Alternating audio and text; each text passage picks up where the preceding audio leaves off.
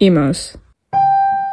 We all know them, some of us love them, most of us have probably gone to school with them, and sometimes, if we're lucky enough, we get to see them out in the wild, which doesn't happen much, because they don't seem to go outside that much. I'm talking about choppy side-swept bangs, skinny jeans, small band tee wearing emos. I'm talking full swing, alright? Over time, a lot of old emo celebrities and music artists have become washed up, and not even in like a funny way, it's just kinda sad.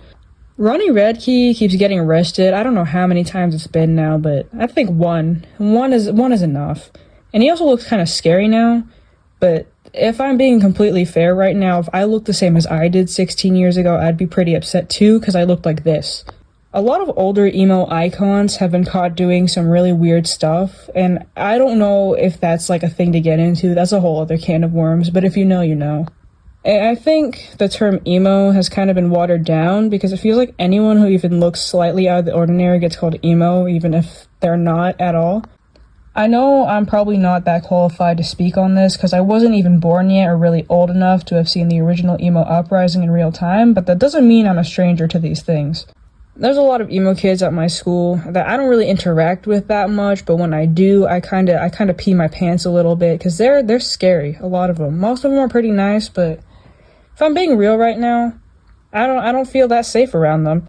You know, I used to think that thing about emo kids growling at you was just a myth, and then it did happen to me, and I don't think I've ever been the same since. And now I growl at people, so maybe it's a trauma response. I have no idea. I know emo kids aren't exactly what they used to be, you know, because over time trends change and stuff, but that doesn't mean they're gone. Because, you know, Tumblr is still alive and kicking, surprisingly, and they're all over there.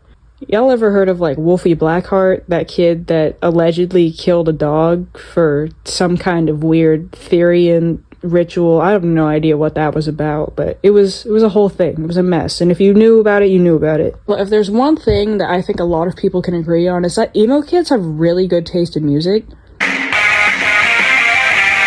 Everyone loves Paramore. No one can argue with that, unless you just have objectively bad taste. I know Blood on the Dance Floor was more scene than emo, but we all know about that mess. If you don't, that's a thing. I'm not gonna get into that. It's a discussion for another day.